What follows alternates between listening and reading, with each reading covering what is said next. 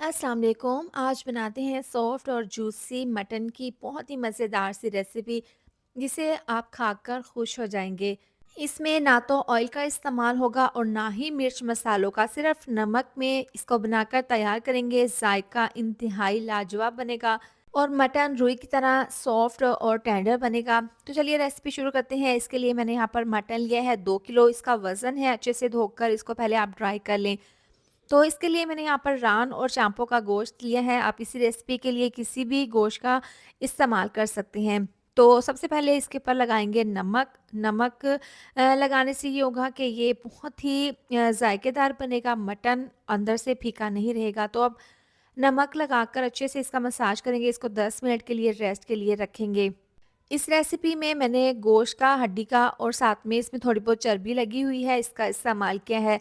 क्योंकि इसमें हमने ऑयल का इस्तेमाल नहीं करना, इसलिए थोड़ी बहुत चर्बी लगी होनी चाहिए। तो 10 मिनट इसको रखा था नमक लगाकर। अब यहाँ पर पत्ती वाली सीखें हैं, इसके ऊपर इस तरीके से ये गोश्त की बोटियाँ लगा लेंगे। तो एक सीख मैंने तैयार कर ली है। इसके बाद बाकी की तमाम सीखें इसी तरह से तैयार करके रख लेंगे।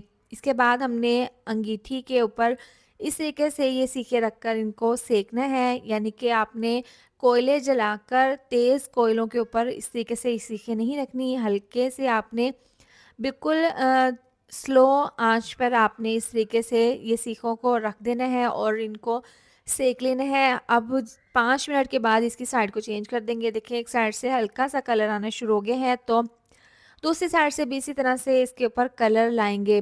तो अब ब्रश की मदद से इसके ऊपर थोड़ा सा ऑयल लगा लेंगे ताकि इसके ऊपर हल्की सी शाइन आ जाए।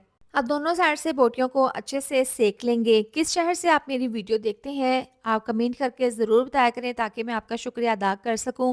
आरजे दुरानी कराची से हैं और नईम अंसारी इंडिया से। इन्होंने मेरी वीडियो को देखा, पसंद किया। आप लोगों का बहुत बहुत शुक्रिया। इसी तरह से मेरी वीडियो को आप देखा करें और कमेंट किया करें। तो अब यहाँ पर 10 से 12 मिनट हो गए हैं। तमाम मटन के पीसेस को मैंने अच्छे से सेक लिया है। अच्छा सा कलर आ गया है। तो लाइट गोल्डन कलर आने के बाद तमाम सीखों को उतार लेंगे अंगीठी के ऊपर से और इस तरीके से सीखों के ऊपर से तमाम बोटियों को निकाल कर एक डिश में इस तरीके से रख लेंगे। तो यहाँ पर देखें बहुत ही अच्छा सा गोल्डन कलर आ गया है।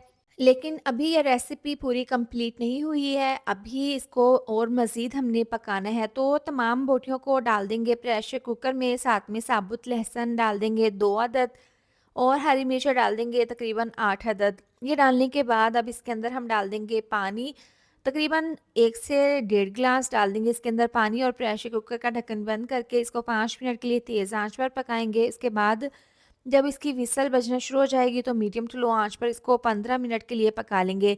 देखिए पानी इसका ड्राई हो गया है। 15 मिनट के बाद ढक्कन खोलकर चेक कर लिया है। नीचे जो इसका ऑयल है ना, ये हमने इसमें ऑयल नहीं डाला क्योंकि इसके ऊपर बोटियों पर काफ़ी चर्बी लगी हुई थी, तो ये चर्बी का ऑयल है। तो अब ये तमाम बोटियाँ निकाल कर इस तरीके से प्लेट में सर्व कर लेंगे।